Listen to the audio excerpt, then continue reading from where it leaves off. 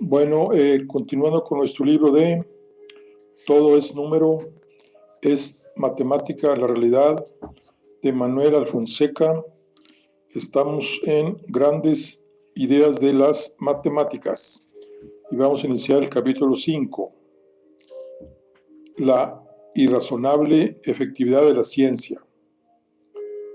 El hecho de que del infierno, sin rasgos distintivos del Big Bang, emerja una variedad tan rica y compleja como consecuencia de leyes de asombrosa simplicidad y generalidad, tiene un marcado sabor teleológico. P. Davis, The Unreasonable Effectiveness of Science, Evidence of Purpose Scientists Discover, The Creator, página 44, 1994. ¿Son verdaderas las teorías científicas? Paul Davies, 1943-1946, es un físico inglés, experto en cosmología y mecánica cuántica, muy conocido también por su actividad como divulgador científico, especialmente por su libro La mente de Dios, escrito en respuesta a Breve Historia del Tiempo de Stephen Hawking. Veas el capítulo anterior. En este libro escribió las siguientes palabras: el éxito del método científico para desentrañar los secretos de la naturaleza es tan deslumbrante que nos puede cegar ante el mayor milagro científico de todos, que la ciencia funciona. Paul Davies, La mente de Dios, el científico Basic for a Rational World, New York, Londres, Toronto, Sydney, Simon Schuster, 1992. Plantea aquí uno de los problemas filosóficos más importantes de nuestro tiempo, en relación con el debate entre el realismo y el nominalismo, o como prefieren llamarlo algunos, el debate del realismo frente al antirrealismo. Es evidente que la tecnología funciona. En los últimos siglos ha dado lugar a varias revoluciones industriales, pues nos hace capaces de construir herramientas y dispositivos que actúan fuera de nuestro cuerpo y a veces dentro. Ahora bien, la tecnología se basa directamente en los descubrimientos de la ciencia. ¿Cómo, pues, puede sostenerse que los resultados de la ciencia son una pura elucubración de la mente humana sin relación directa con la realidad? En la misma línea, Leonardo Adleman, informático y pionero de la computación con ADN, escribió lo siguiente: todas las ciencias alcanzan un punto en que se matematizan, cuando los problemas centrales de ese campo llegan a entenderse lo bastante bien como para que puedan pensarse matemáticamente. A principios de la década de 1990, la biología había dejado de ser la ciencia de las cosas que olían mal metidas en refrigeradores. Ese campo estaba experimentando una revolución y adquiriendo rápidamente la profundidad y el poder que antes se asociaban exclusivamente con las ciencias físicas. La biología había pasado a ser el estudio de la información almacenada en el ADN, cadenas de 4 letras, A, T, G y C, y de las transformaciones que experimenta la información en la célula. Aquí había matemáticas. Estas dos citas de Albert Einstein también parecen apoyar esta tesis. La totalidad de nuestras experiencias sensoriales puede ser puesta en orden mediante un proceso mental. Este hecho nos llena de reverente temor porque jamás seremos capaces de comprenderlo por completo. Bien se puede decir que el eterno misterio del mundo es que sea comprensible. Uno de los más importantes logros de Immanuel Kant ha sido postular que el mundo externo real carecería de sentido si no fuese comprensible. En mi opinión, no se puede decir nada a priori con respecto al modo en que deben formarse y conectarse los conceptos, ni a la manera en que debemos coordinarlos con las experiencias sensoriales. La única guía posible en la creación de ese orden, el único factor determinante es el éxito. Albert Einstein, 1936.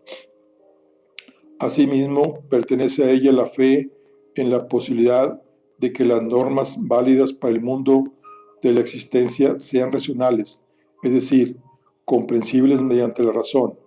No puedo imaginar que exista un solo científico sin esta arraigada fe. Einstein, 1941. Pero la postura de Einstein resulta ser un tanto ambigua, pues otras veces parece que tiende al antirrealismo, como en esta cita.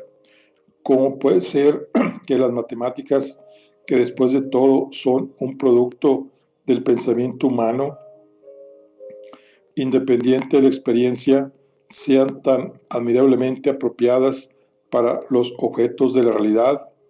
En mi opinión, una respuesta breve y esta pregunta es esta: en la medida en que las leyes de las matemáticas se refieren a la realidad, no son ciertas, y en la medida en que son ciertas, no se refieren a la realidad. Citado por J. R. Newman, 1956. El debate del realismo y el antirrealismo. Últimamente, el debate se ha plasmado en cierto número de nuevas teorías que se han integrado en el campo de la llamada filosofía analítica, cuyo origen se remonta a principios del siglo XX con Gottlob Frege y Bertrand Russell. Veas el capítulo anterior. Ludwig Wittgenstein, el Círculo de Viena y toda una serie de figuras que han proliferado en el último medio siglo, especialmente en el mundo anglosajón.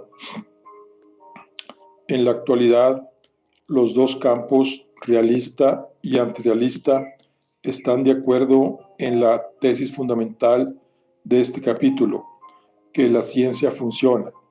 Sin embargo, plantean posturas muy divergentes para explicar este hecho que puede considerarse incontrovertible. Como siempre ha ocurrido a lo largo de la historia, ambos campos distan mucho de presentar una posición unitaria. Tanto el realismo como el antirrealismo se dividen en dos tendencias diferentes. Empecemos por describir la postura realista. Las teorías científicas surgen como consecuencia de la observación, pero no solo de ella. En la investigación científica se produce un efecto acumulativo. Por ejemplo, la teoría de Newton pudo explicar los movimientos de los cuerpos celestes, pero también realizó predicciones correctas como el descubrimiento de Neptuno.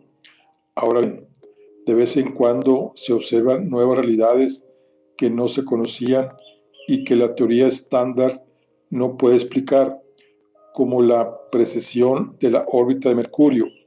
La teoría en este caso resultó no ser correcta y no ha conseguido explicarla. Lo que hizo Einstein fue proponer una nueva teoría, distinta de la de Newton, que quedó reducida al rango de primera aproximación inexacta, pero bastante certera para muchas aplicaciones prácticas.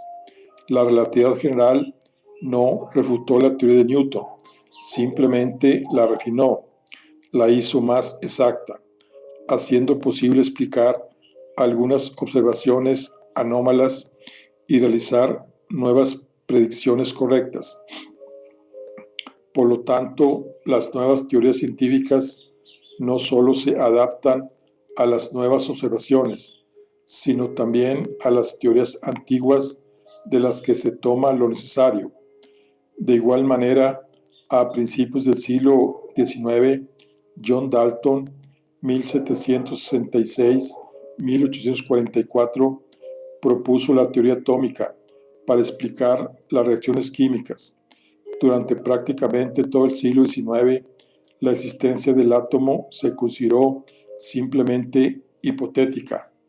Ernesto Mach, 1838-1916, por ejemplo, negó la realidad de los átomos, que consideraba solo como una herramienta teórica útil.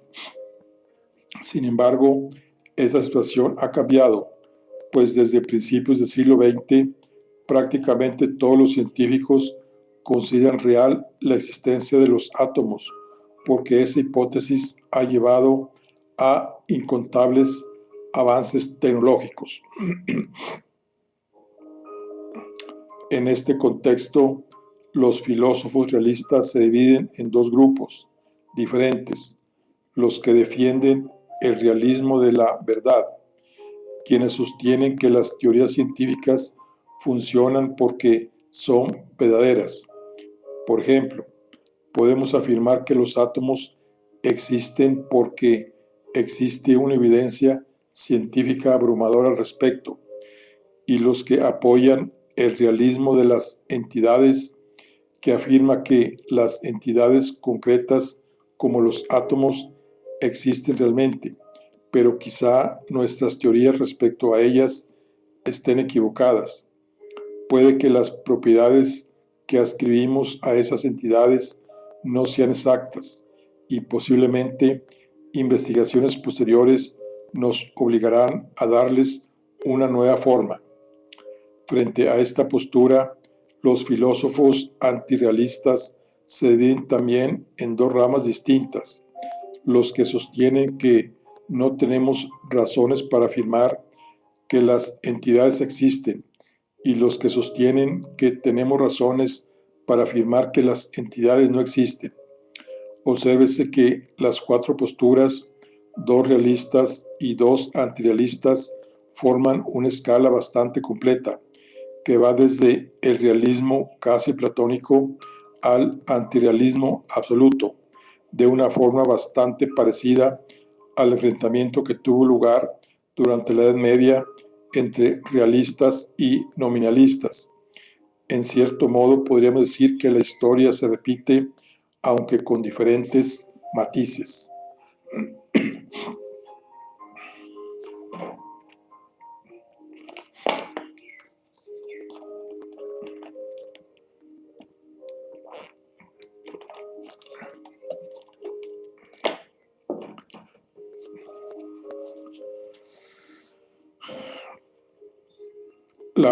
La eterna búsqueda de los fundamentos de la materia. En los últimos 2 siglos se han realizado numerosos descubrimientos sobre la estructura de la materia. Analicemos 4 de sus hitos. Primero, en 1789, Antonio Laurent de Lavoisier, 1794, escribió el que se considera el primer texto básico de química, el Traité Elementaire de Chimie. En él, un simple catálogo descriptivo describe las especies químicas conocidas en su época, formadas por lo que hoy llamaríamos moléculas, junto con las reacciones en que toman parte. Con todo, no da explicación de estas reacciones porque aún no se conocían. Número 2. A principios del siglo XIX, John Dalton, 1766-1844, propuso la teoría atómica. Según Dalton, las moléculas de las sustancias químicas están formadas por átomos que se combinan entre sí. Esta teoría explica la composición de las moléculas y las reacciones en las que toman parte, pero no explica las propiedades de los átomos. A ese nivel solo pudo ofrecer descripciones. Más de 60 años después, Dmitri Mendeleev, 1834-1907, creó el sistema de la tabla periódica, un trabajo ingente que en definitiva no es más que un catálogo de átomos ordenado de manera inteligente y que permitió predecir elementos nuevos y sus propiedades, pero no aportó explicaciones. Sin embargo, seguía sin saberse por qué existían esos átomos y no otros, ni por qué unas propiedades en concreto. 3. A principios del siglo XX, Ernest Rutherford, 1871-1937, y Niels Bohr, 1852-1885-1962, propusieron una teoría atómica, según la cual los átomos no son indivisibles. Su nombre indica precisamente lo indivisible, pues están compuestos por partículas, protones y electrones primero, después neutrones. Esta teoría explica el comportamiento y las propiedades de los átomos y su disposición en la tabla periódica, pero no las propiedades de las partículas elementales, porque el electrón tiene carga negativa, el protón positiva y el neutrón carece de ella. A lo largo del siglo XX se describieron otras muchas partículas elementales, positrones, neutrinos, electrones pesados, mesones, fotones, etc. Estas partículas solo podían catalogarse. Nadie podía explicar por qué son esas y no otras, ni por qué tienen unas propiedades concretas. 4. Durante los años 60, Murray Gell-Mann formuló la teoría de los quarks, según la cual algunas partículas elementales, los hadrones, están formados por otras más pequeñas, quarks. Las propiedades de los hadrones se pueden explicar a través de las de los quarks, pero como siempre, estas últimas no se conocen, al igual que ocurre con los leptones. En conclusión, solo se puede explicar el funcionamiento de un nivel de división de la materia cuando se consigue esclarecer el del nivel siguiente. Como hemos visto, siempre queda un nivel por explicar. En este momento, el de los quarks y los leptones, que solo pueden describirse, al menos por ahora.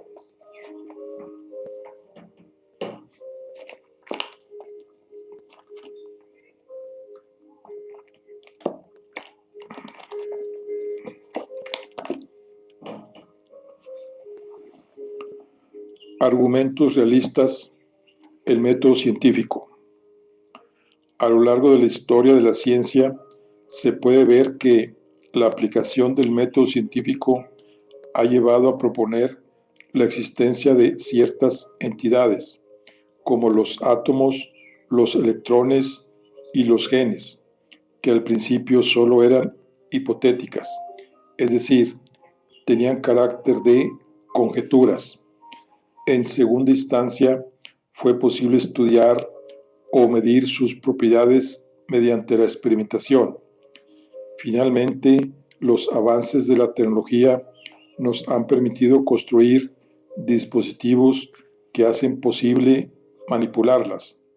Así, por ejemplo, manipulamos los átomos mediante un microscopio de efecto túnel que permite detectarlos y operar con ellos uno a uno.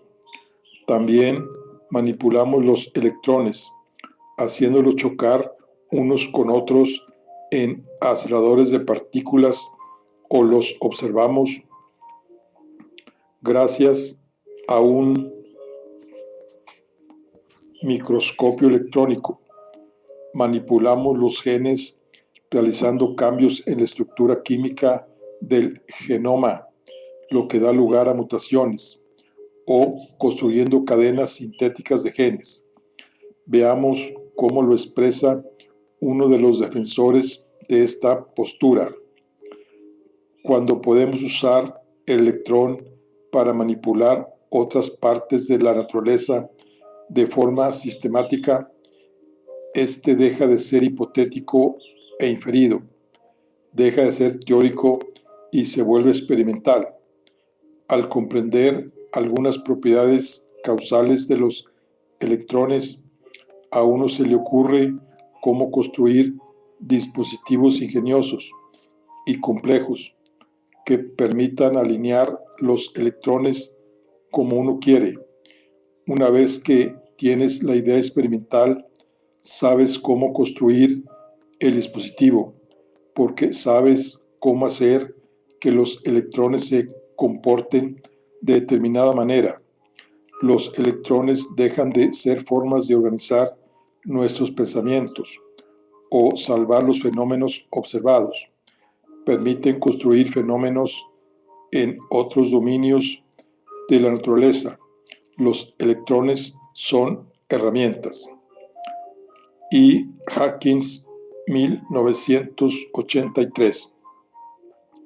Frente a este argumento, los partidarios del antirrealismo aducen que este modo de razonar es la falacia lógica llamada petición de principio, que consiste en demostrar una proposición introduciéndola subrepticiamente entre las premisas. Mencionamos una situación parecida al final del capítulo 4. Veamos uno de estos argumentos antirrealistas. Ha sucedido a menudo que los científicos han postulado entidades inobservables y han desarrollado y confirmado a su satisfacción teorías sobre ellas. Mucho más tarde, sobre la base de esas mismas teorías, han podido medir o detectar esas entidades cuya existencia habían postulado. Como ejemplo, se puede citar los gérmenes, virus, átomos, neutrinos, etc. Seguramente esto muestra que se puede confiar en las inferencias inductivas que llevan a esas explicaciones teóricas en las que trabajan los científicos, digan lo que digan los empiristas. Tomando al pie de la letra, este argumento es una petición de principio. Supone como punto de partida lo que los realistas científicos llaman medida y detección de las entidades en cuestión. R. Boyce, 1983.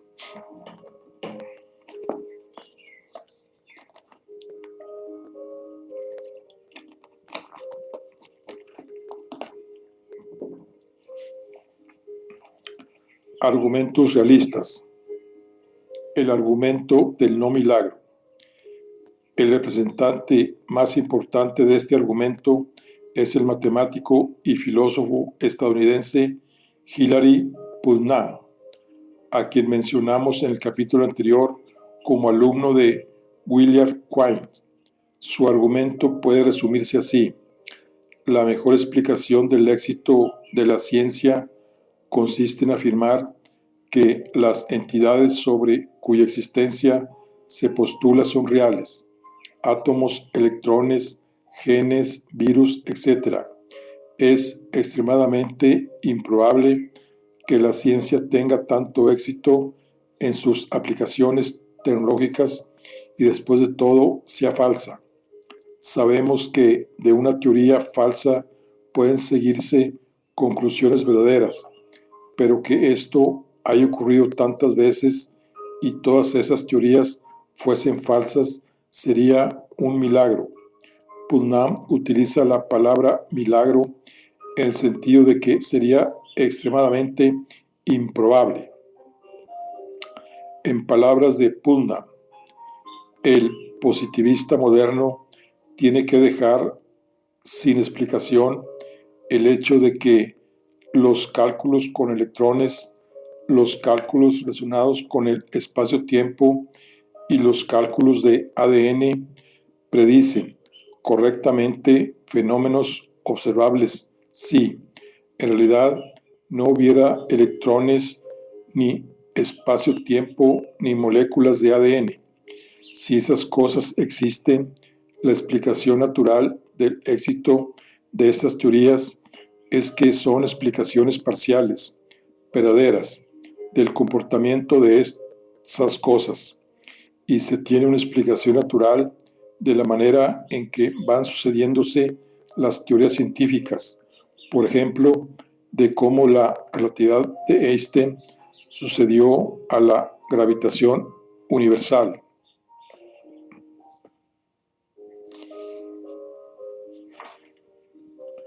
De Newton, que consiste en afirmar que una explicación parcialmente correcta y parcialmente incorrecta de cierto objeto teórico, como el campo gravitatorio o la estructura métrica del espacio-tiempo, o ambas cosas, fue reemplazada por una explicación mejor. Pero si estos objetos realmente no existen, entonces es un milagro que una teoría que habla de la acción gravitatoria a distancia prediga con éxito los fenómenos. Es un milagro que una teoría que habla del espacio-tiempo prediga con éxito los fenómenos. H. Putnam, 1978. Los antirrealistas han respondido a este argumento de tres maneras distintas. Primero, la primera respuesta consiste en afirmar que este argumento incurre en la falacia lógica de la afirmación del consecuente. Esta es una falacia clásica, conocida desde hace milenios y que yo suelo explicar mediante el ejemplo de la falacia del gato invisible. ¿Por qué la llamo así? Porque el siguiente ejemplo es un claro caso de esta falacia. Si hubiera un gato invisible sobre esta silla, no veríamos nada. No vemos nada. Luego, sobre esa silla hay un gato invisible. Es fácil ver que la conclusión no se deriva de las premisas. De hecho, basta que la conclusión pueda deberse a otras causas distintas de la especificada para que la argumentación no sirva. Por ejemplo, tampoco veríamos nada si, en vez de un gato invisible sobre la silla, no hubiese nada en absoluto. Según los antirrealistas, el silogismo correspondiente a la argumentación de Hilary Putnam es este: si las teorías científicas son verdaderas, es natural que la ciencia tenga éxito. Es así que la ciencia tiene éxito. Luego, las teorías científicas deben ser verdaderas. Podemos ver que, si esto fuese una deducción, Se trataría, en efecto, de un caso de afirmación del consecuente. Si Putnam hubiese propuesto un argumento deductivo, habría incurrido en una falacia lógica, como aducen los antirrealistas. Pero el argumento de Putnam no es un ejemplo de deducción, sino de abducción. Lo que hizo, como se verá si se piensa un poco, fue proponer un argumento abductivo del tercer tipo, entre los que se describieron en el capítulo 2. Como se indicó ahí, este tipo de argumento se llama también, por razones obvias, inferencia a la mejor explicación. La cuestión en el ejemplo del gato invisible es la siguiente: ¿cuál es la mejor explicación, la más probable, para el hecho de que no veamos nada sobre la silla, que hay sobre ella un gato invisible o que no hay nada? Creo que el lector no tendrá ninguna dificultad para responder a esta pregunta, pero si nos preguntamos cuál es la mejor explicación, la más probable, del éxito de la ciencia, la situación es muy distinta respecto a las teorías científicas. ¿Cuál es la alternativa? Que las teorías científicas tengan éxito a pesar de ser falsas. Esto es precisamente lo que Putnam dice que sería un milagro. Por lo tanto, según el argumento de este autor, la mejor explicación del éxito de la ciencia es que las teorías científicas son verdaderas. Número 2. Van Fraassen, 1941, es un filósofo estadounidense antirrealista que ha criticado el argumento de Putnam, alegando que las teorías científicas tienen éxito porque las que no lo tuvieron se han observado mediante una especie de selección natural, o sea, los científicos las han descartado. Por lo tanto, preguntarse por qué la ciencia tiene éxito es algo parecido a preguntarse por qué los jugadores de baloncesto son altos, porque los han seleccionado así. Veamos cómo lo expresa Van Fraassen en un libro famoso en el que introdujo el término empirismo constructivo para dar a nombre a su teoría. Afirmo que el éxito de las teorías científicas actuales no es un milagro, ni siquiera es sorprendente para la mente científica, porque cualquier teoría científica nace en una vida de fiera competencia, una jungla ensangrentada por garras y dientes. Solo sobreviven las teorías que tienen éxito, las que han encajado a las regularidades de la naturaleza. B. Fraser, 1980. A su vez, la visión de Van Fraassen no está exenta de críticas. Veamos una. Sin embargo, no está del todo claro si la analogía evolutiva es suficiente para disolver la intuición que tiene a su favor el argumento del milagro. Uno podría preguntarse, por ejemplo, ¿por qué tiene éxito cierta teoría en particular, en oposición a preguntarse por qué tiene éxito las teorías científicas en general? Y la explicación buscada puede depender de ciertas características de la propia teoría, lo que incluiría sus descripciones de entidades no observables.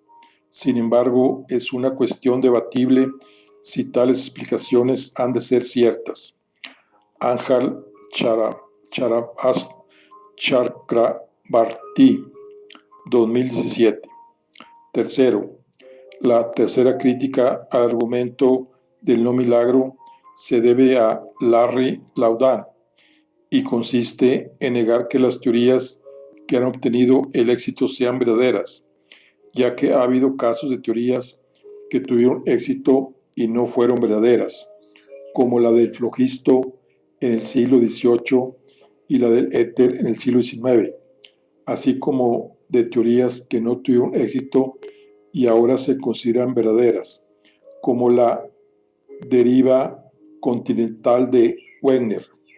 Este argumento se llama meta-inducción pesimista, pues mediante un análisis de las teorías científicas, metaanálisis, trata de llegar por inducción, por acumulación de ejemplos, a la conclusión de que no hay ninguna relación entre el éxito de una teoría y su verdad. O bien, si se lleva hasta el extremo, intenta deducir que existe una correlación negativa entre el éxito de las teorías científicas y su verdad, lo que proporcionaría un argumento en favor del antirrealismo. Ante este argumento, la reacción de los realistas ha sido diversa. Por un lado, se ha intentado redefinir el éxito reduciéndolo a los casos en que una teoría ha conseguido hacer predicciones acertadas sorprendentes. Si se reduce el alcance de la palabra éxito, se intenta eliminar muchos contraejemplos de teorías falsas que tuvieron éxito. Habría, por lo tanto, dos tipos de éxito. Cuando Newton creó su teoría de la gravitación universal, consiguió explicar muchos hechos conocidos, pero hasta entonces carentes de demostración, como las leyes de Kepler. Este sería un éxito de segundo orden, porque se conocían esos hechos previamente.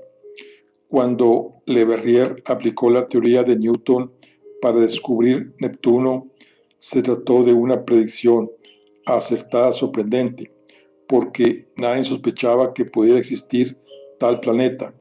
Por lo tanto, se considera que aquel fue un verdadero éxito.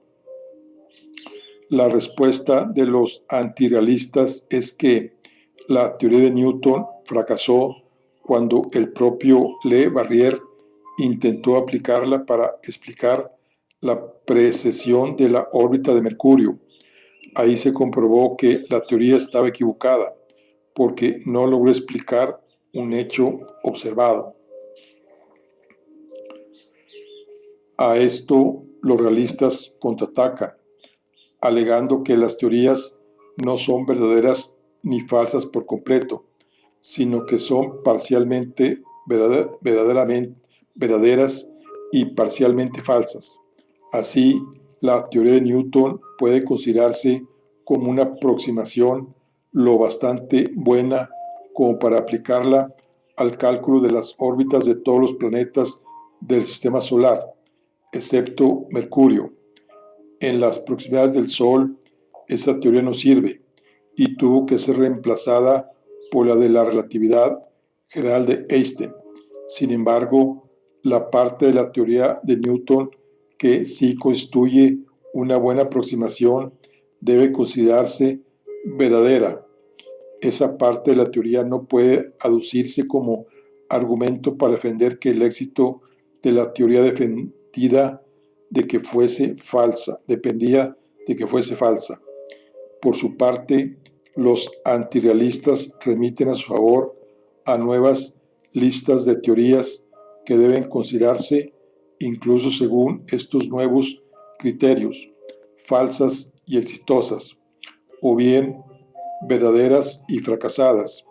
La discusión actual, más que en cuestiones de índole general, se centra en discutir casos concretos. Otros realistas como Howard Sankey afirman lo siguiente: el realista científico desea defender la tesis de que la investigación científica conduce a creencias y conocimientos racionales sobre el mundo. Por lo tanto, el realista debe argumentar que el uso de las reglas del método conduce a teorías que a los científicos se les permite aceptar como verdaderas o casi verdaderas. De acuerdo con este enfoque, la mejor explicación de éxito cognitivo y pragmático de la teoría y de la práctica científica es que las reglas del método son herramientas de investigación que conducen a la verdad, que sirven como medios para obtener la verdad con confianza. H. Snakey, en su realismo científico y elaboración y defensa, artículo presentado en varios seminarios de la Universidad de Melbourne y en el taller Wells and Wiesen en la Universidad de Bielefeld. La teoría de Sankey, el realismo abductivo, trata las reglas del método científico como instrumentos que sirven como medios metodológicos y racionales para aumentar el saber. Si una regla del método científico consigue ese fin, esa regla proporciona a los científicos una garantía que les lleva a aceptar las teorías que satisfagan esa regla.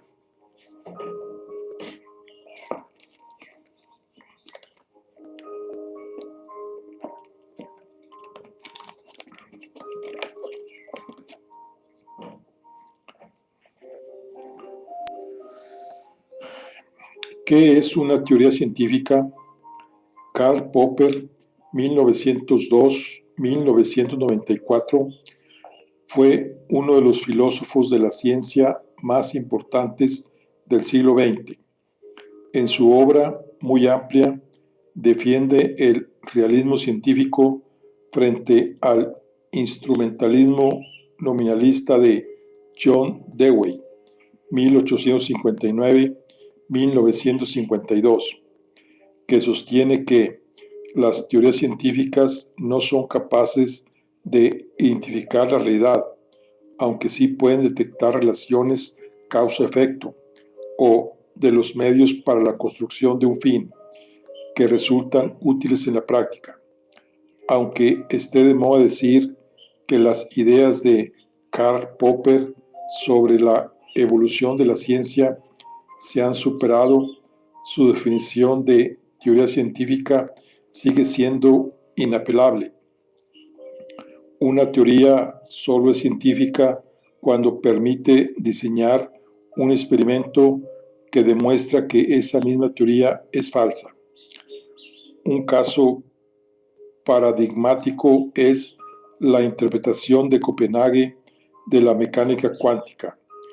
En 1935, Einstein, Podolsky y Rosen diseñaron un experimento mental que podía argumentarse contra la teoría de la mecánica cuántica y lo publicaron.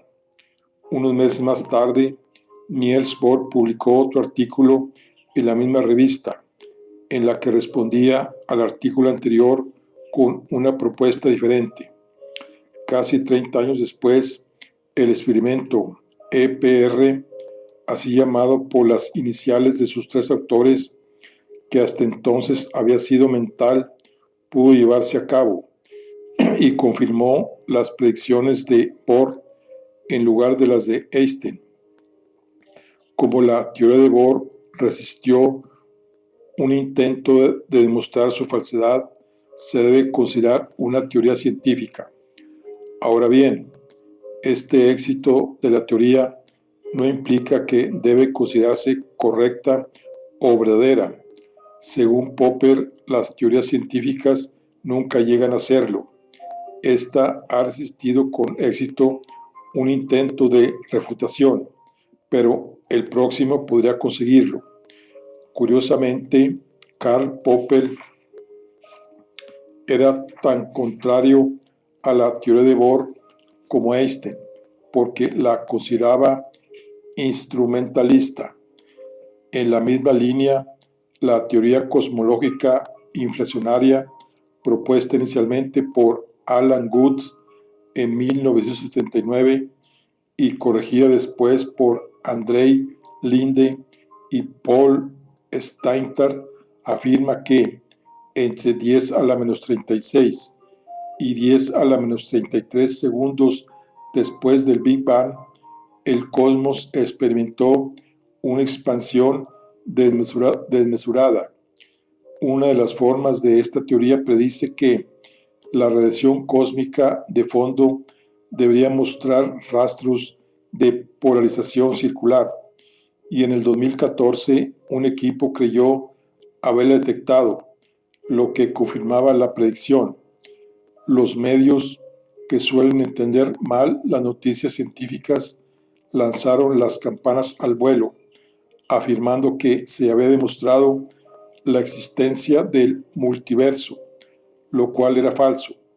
Poco después se demostró que el efecto supuestamente detectado había sido producido por el polvo de nuestra galaxia, lo que desmontó la confirmación de la teoría. De momento, la predicción se mantiene, pero no se ha confirmado.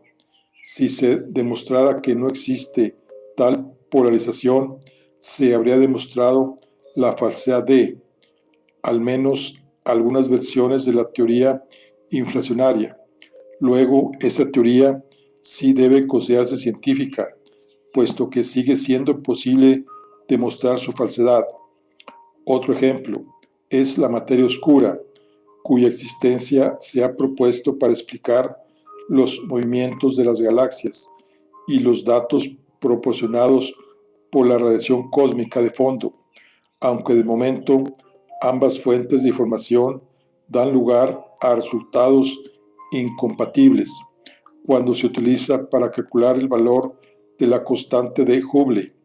La teoría de la materia oscura hace diversas predicciones, algunas de las cuales no han podido comprobarse, como la existencia de ciertas partículas elementales o la exposición de las galaxias enanas alrededor de una galaxia central de gran envergadura.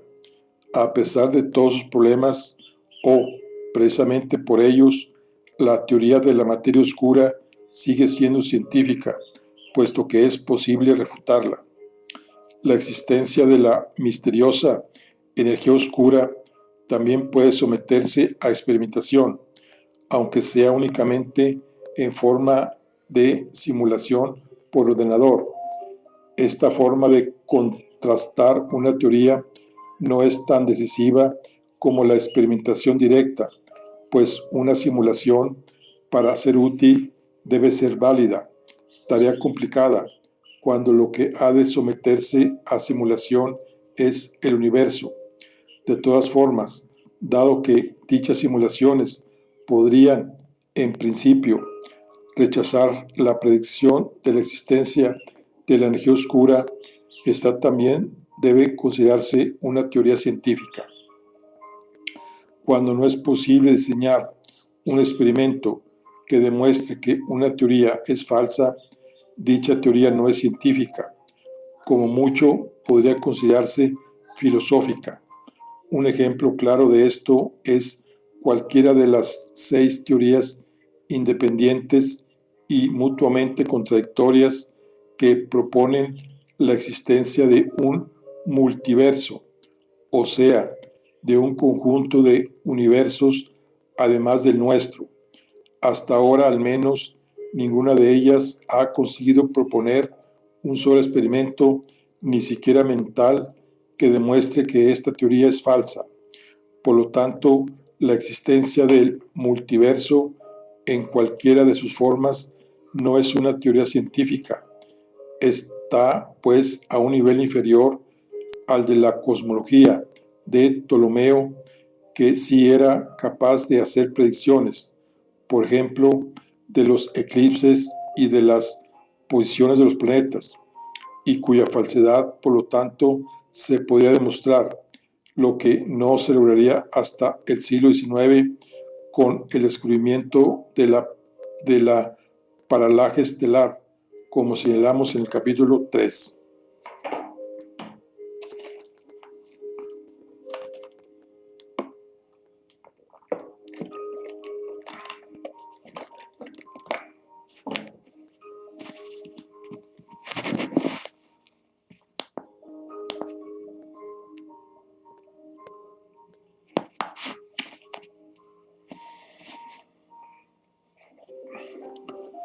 ¿Pueden ser verdaderas las teorías científicas? Según Popper, una teoría científica nunca se puede considerar completamente confirmada. En otras palabras, nunca podremos estar absolutamente seguros de que sea verdad. La confirmación de las teorías siempre es provisional, puesto que en cualquier momento puede surgir un dato experimental que no se ajuste, como ocurrió con la de la gravitación de Newton cuando se detectó el error en la precesión de la órbita de Mercurio. Véase la segunda sección de este capítulo. El problema no se resolvió hasta que Einstein propuso la teoría general de la relatividad para reemplazar a la de Newton, que pasó a convertirse en una primera aproximación menos precisa.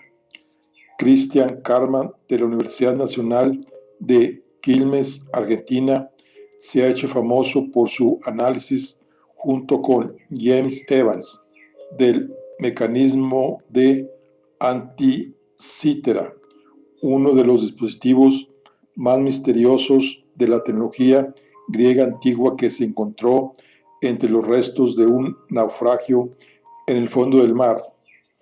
Karman, que ha trabajado ampliamente sobre el debate entre realismo y antirrealismo, resume la situación actual de estas 4 reglas. Puede verse en C. Karman, es un hecho que la evolución no es un hecho, en YouTube. Primero, la primera dice que es ingenuo afirmar que todas las teorías científicas actuales son verdaderas. Como hemos visto, según Popper, ninguna de ellas lo es completamente, y si lo es, nunca podremos saberlo. 2. La segunda que, dada una teoría concreta, es ingenuo afirmar que dicha teoría es totalmente verdadera. Esta afirmación es también consecuencia de la teoría de Popper. 3. La tercera, que hay que distinguir entre la verdad de las teorías y la verdad de las observaciones. Tanto las observaciones como las teorías pueden ser verdaderas o falsas. Las observaciones, por ejemplo, pueden haberse alterado por errores o distorsiones en los instrumentos. Por eso el método científico ha exigido siempre que toda observación se compruebe, al menos por parte de un segundo equipo que actúe de manera independiente y, si es posible, con instrumentos o métodos diferentes.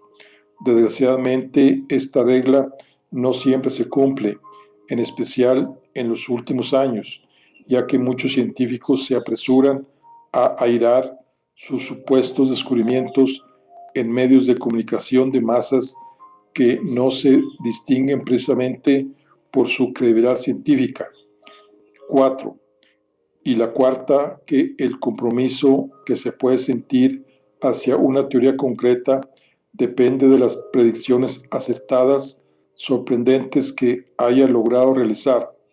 Así, por ejemplo, la credibilidad de la teoría de la gravitación de Newton creció enormemente con el descubrimiento de Neptuno, cuya existencia ni se sospechaba. Le Verrier pudo predecirla junto con su posición aproximada simplemente aplicando la mencionada teoría. Por su parte, la credibilidad de la teoría general de la relatividad de Einstein aumentó considerablemente como consecuencia de 2 predicciones acertadas sorprendentes: la curvatura de los rayos de luz al pasar cerca del Sol y el corrimiento al rojo de la luz al salir de una masa gravitatoria muy grande como el Sol.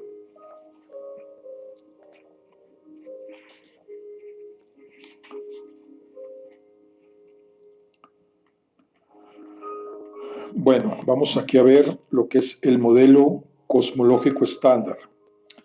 En las páginas anteriores hemos mencionado varias veces algunos términos relacionados con el Big Bang, el principio del universo según la teoría cosmológica estándar.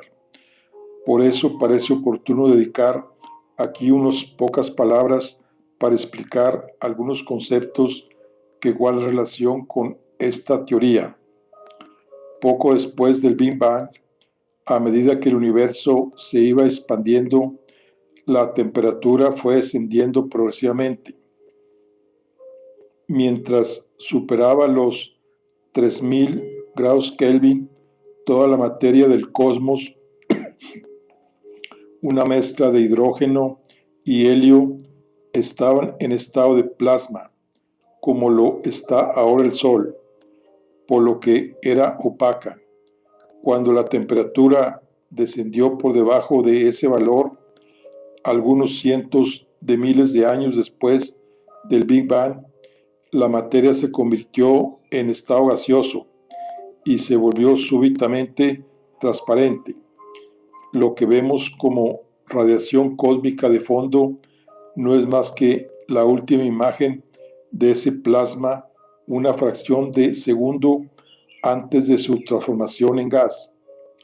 Desde entonces hasta la actualidad, el universo ha seguido expandiéndose y la temperatura aparente de la radiación cósmica de fondo ha disminuido hasta alcanzar hoy un valor muy próximo al cero absoluto, 2725,48 grados Kelvin, 2.725,48 grados Kelvin.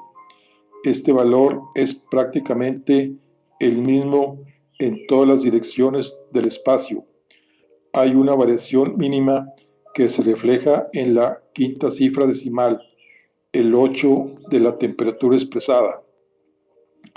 Los mapas que se han hecho al respecto con zonas rojas y azules utilizan la técnica del falso color para exagerar las diferencias. Solo así podemos distinguir algo.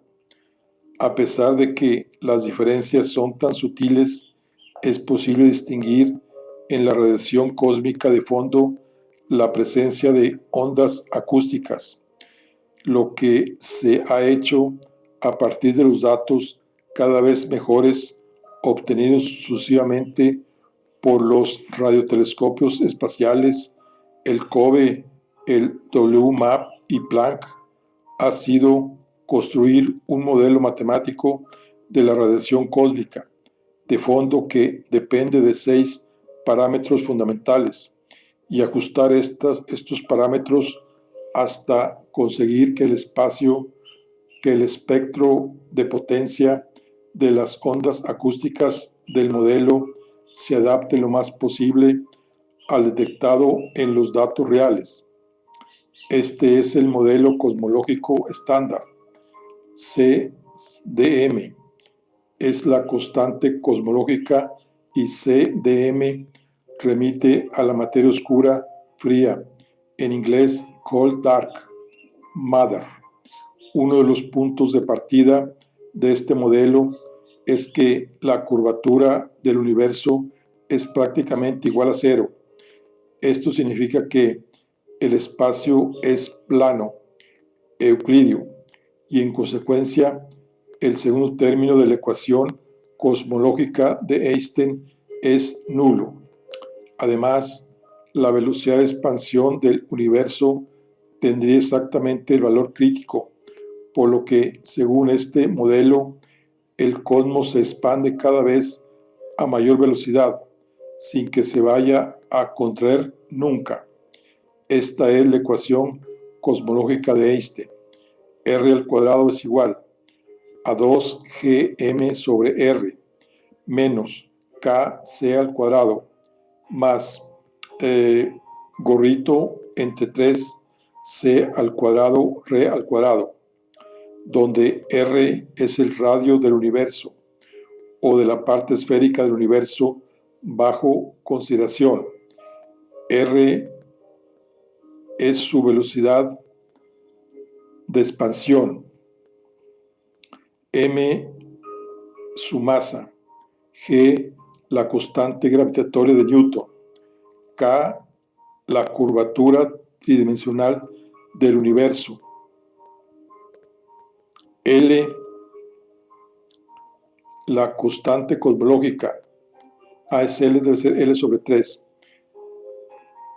Y C, la velocidad de la luz. Véase el apéndice 3 para más información sobre esta ecuación. De los dos términos que quedan de la ecuación cosmológica, una vez eliminado el de la curvatura, el primero representa el efecto gravitatorio de la materia del cosmos. Ese término aporta el 31% del valor crítico de la velocidad de expansión.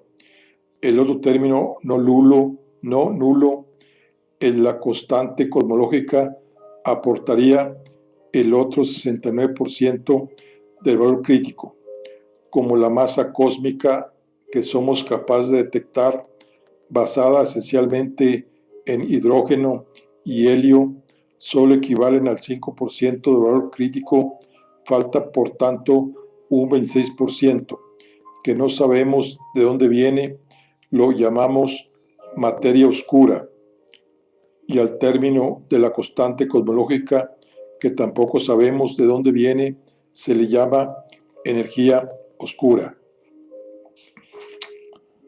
Bueno, conclusión. Este libro ha revisado un debate milenario que apasiona a los pensadores prácticamente desde el origen de la civilización. La cuestión de fondo es si los objetos matemáticos forman parte de la realidad o si por el contrario son meras construcciones de la mente humana que, aunque nos resulta útiles, no forman parte del mundo más allá de nuestra mente. Existen dos posturas antagónicas al respecto, según si se responde a la cuestión anterior afirmativa o negativamente, la realista y la antirrealista. Cada una de ellas se divide a su vez en otras dos. Así, el realismo puede ser platónico o moderado. Por su parte, hay un antirrealismo conceptualista y otro nominalista. Los grandes filósofos griegos fueron en su mayoría realistas. Pitágoras y Platón lo fueron hasta el extremo, y Aristóteles de forma moderada. En plena Edad Media surgió con fuerza la corriente contraria, la antirrealista. El debate entre las dos posturas extremas se alargó durante siglos y aún continúa. A principios del siglo XVIII se creyó que el nominalismo había triunfado y durante la siguiente centuria casi todos los filósofos lo apoyaban. Sin embargo, en los siglos XX y XXI, el realismo ha resurgido con fuerza, especialmente entre los matemáticos. La discusión dista mucho de haber terminado. En el fondo, esta disputa no es más que un caso particular del debate más amplio respecto a si los objetos postulados por nuestras teorías científicas, átomos, electrones, quarks, genes, etc., existen de verdad o son simples construcciones mentales humanas, útiles pero nada más. La respuesta correcta podría tener importancia si conseguimos ponernos en comunicación con seres inteligentes extraterrestres.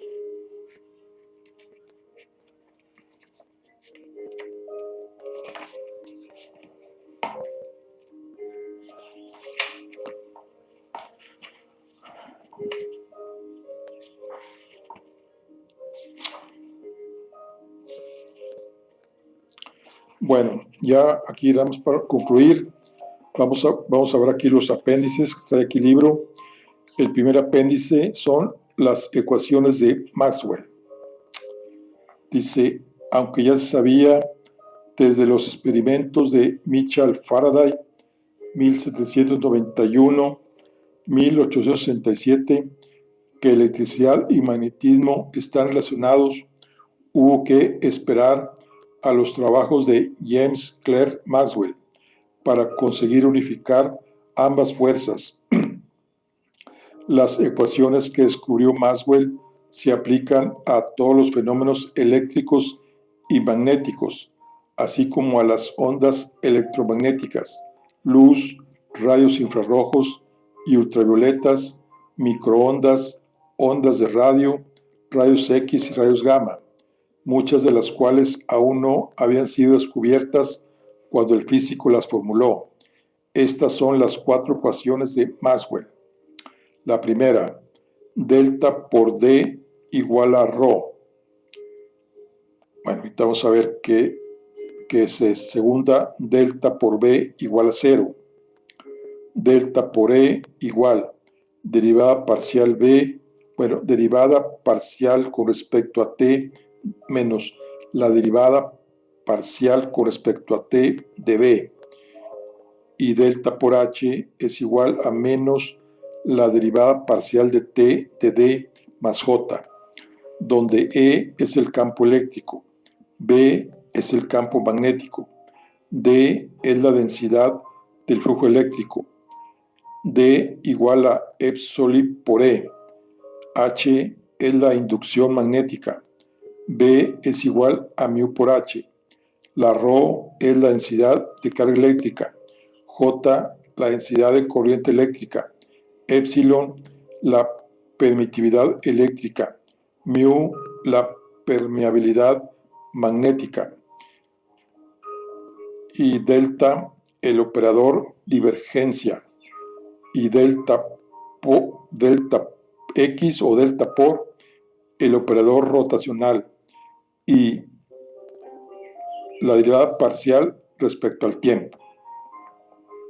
Bueno, esas son las ecuaciones de Maxwell. Vamos a ver lo que es el apéndice 2, la especie biológica como universal. Los biólogos definen así el concepto de especie biológica, conjunto o población de seres vivos que tienen características comunes y pueden reproducirse entre sí de forma viable, dando lugar a descendencia fértil. Obsérvese que esta definición se aplica únicamente a los seres vivos que utilizan la reproducción sexual para tener descendencia. Existen, sin embargo, muchos otros que no utilizan ese modo de reproducción. Debemos concluir que en su caso no existen especies. Consideremos, por ejemplo, las bacterias. Son células procariotas, sin núcleo, que se reproducen por bipartición, dividiéndose en 2 células semejantes a la original. Además, bacterias muy diferentes entre sí son capaces de intercambiar información genética en forma de cortas cadenas de ADN que se llaman plásmidos. Así es, por ejemplo, cómo se disemina la resistencia a los antibióticos entre bacterias clasificadas como especies distintas. Es evidente que el concepto habitual de especie biológica no se les puede aplicar. Ante esta situación, algunos biólogos piensan que debemos redefinir el concepto de especie. Otros aducen que dicho concepto no tiene sentido para los seres con reproducción no sexual, que por muy diferentes que sean entre sí, forman un todo coherente y sin fronteras claras de separación. Incluso si limitamos el concepto de especie a los seres que se reproducen sexualmente, se dan entre los biólogos las 2 posturas que estamos revisando aquí: nominalistas, que consideran las especies como un concepto útil para clasificar los seres vivos, pero sin existencia real, y realistas, que piensan que las especies sí existen en la naturaleza.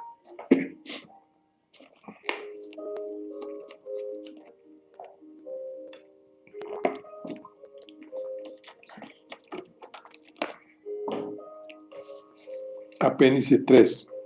La ecuación cosmológica de Einstein y la expansión del universo. En el recuerdo del último capítulo titulado El modelo cosmológico estándar, figura la ecuación cosmológica de Einstein, que aparece en relación con la teoría general de la relatividad.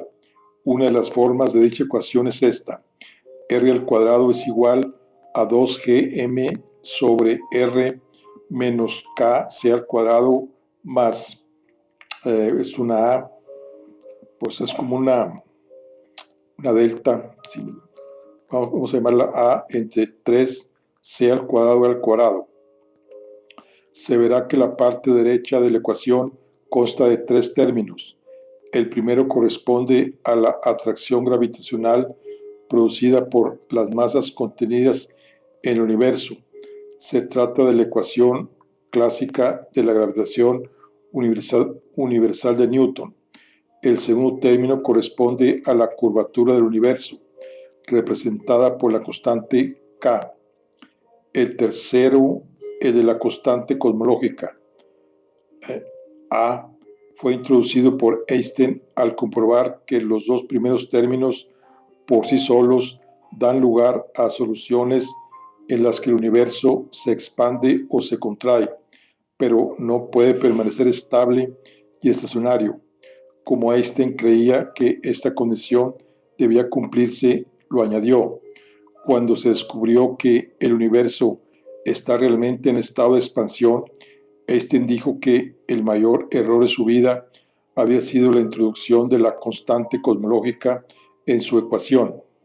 Dependiendo de los valores asignados a las dos constantes K, curvatura, y A, constante cosmológica, la ecuación de Einstein da lugar a distintas soluciones. Inciso A: si K es menor o igual a 0 y la constante cosmológica A mayor que 0, tenemos la solución de la figura 8, que corresponde al modelo cosmológico estándar. Obsérvese que la expansión del universo se desacelera al principio, pero luego se acelera. Este fenómeno se descubrió en 1998. Muy bien, inciso B: si K menor o igual a 0 y la constante cosmológica igual a 0, tenemos la solución de la figura 9, en la que el universo se expandiría cada vez más despacio sin detener nunca la expansión.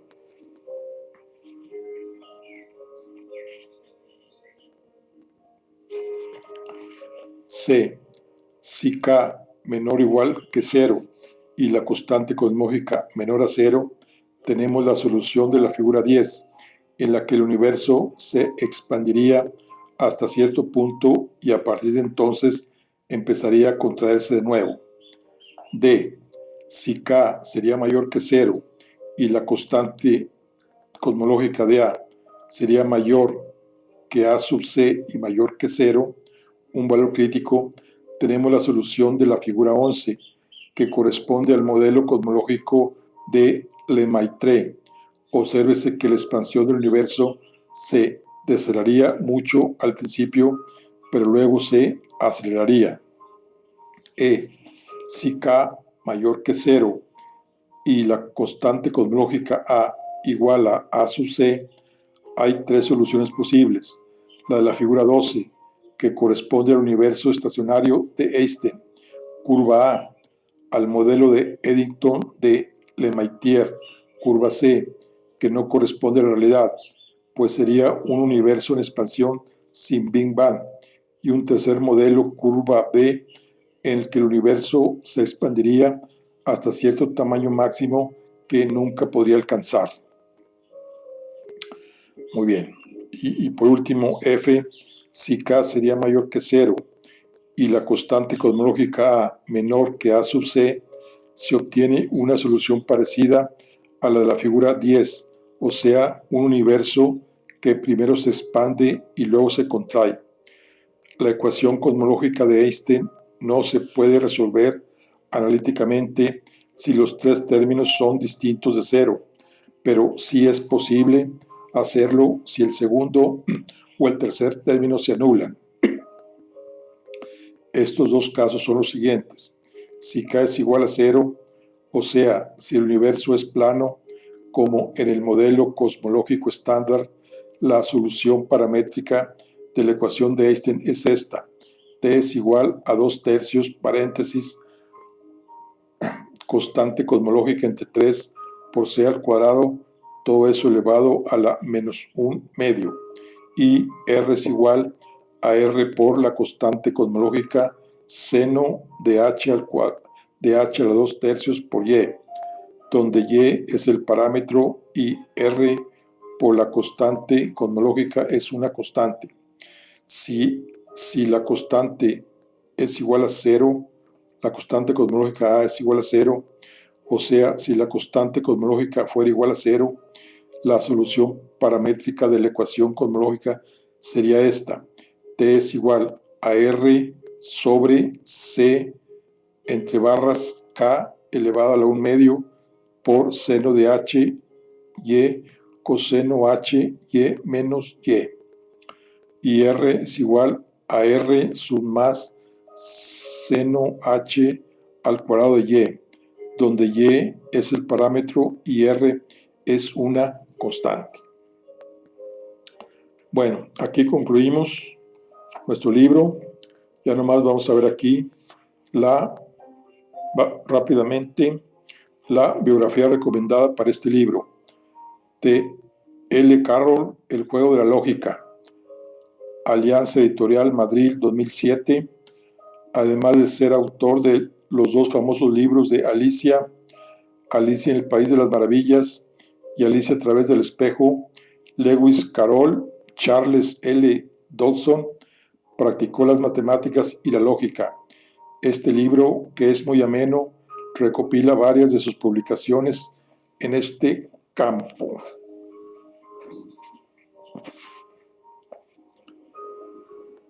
Dr. Hofstadter, Gödel, Escher, Bach, Un Eterno y Gracil Bucle, Tusquets, Editores, Barcelona 2007. El autor, sucesor de Martin Gardner, como colaborador de la revista científica americana, hizo historia en la divulgación científica de las matemáticas con este libro, en el que los tres famosos del título representan respectivamente las matemáticas, el arte visual y la música. Dada la importancia de las ideas de Gödel para la discusión que hemos esbozado aquí, este libro puede resultar un complemento oportuno, aunque algo difícil de seguir en algunas partes. Sin embargo, los numerosos apéndices que aporta, escritos en un estilo semejante al de Lewis Carroll, lo hacen muy ameno. R. Penrose, La nueva mente del emperador, de bolsillo, Barcelona 2007. El autor físico y cosmólogo famoso introduce en este libro numerosas propuestas filosóficas respecto a los ordenadores, la mente humana y las leyes de la física, mucho más ameno que otros libros del mismo autor. Puede ser leído por una persona con conocimientos medios. Sea Pickover, A Passion for Mathematics, John Wiley, Sons, New Jersey 2002. Para quienes sean capaces de leer en inglés, este libro de Pickover proporciona un buen resumen de matemática recreativa, llena de acertijos y referencias históricas. Pickover es famoso por su descubrimiento o invención de los biomorfos, estructuras matemáticas cuya representación gráfica recuerda sorprendentemente las estructuras biológicas unicelulares. El subtítulo de este libro indica claramente su pertinencia para la discusión que hemos esbozado aquí: Numbers, Puzzles, Madness, Religión y The Quest for Really. Otro libro de R. Sunmillan. ¿Cómo se llama este libro? Cátedra Madrid 2004. Una introducción muy amena al primer teorema de Gödel, realizada a base de acertijos que a medida que se pasan las páginas van aumentando su complejidad. Las soluciones a los acertijos están al final del libro. El propio título del libro es una especie de acertijo que hace referencia de forma muy sutil al teorema de Gödel. Recursos de la web: blog Divulscience, https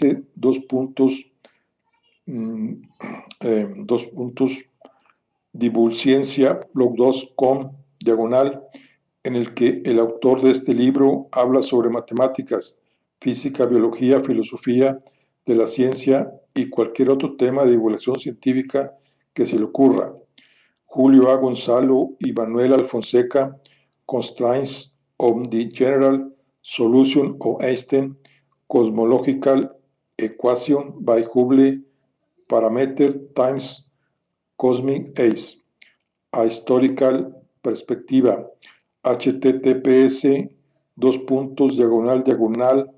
arxib.org ftp arxi chica papers 306 306.0238.pdf. Bueno, aquí ya esa es lo que es la bibliografía recomendada de este libro, que se llama Todo es número, es matemática, la realidad, de Manuel Alfonseca. Estamos aquí en Grandes Ideas de las Matemáticas, por lo que con esto concluimos nuestro libro. Nos vemos en el siguiente. Hasta luego.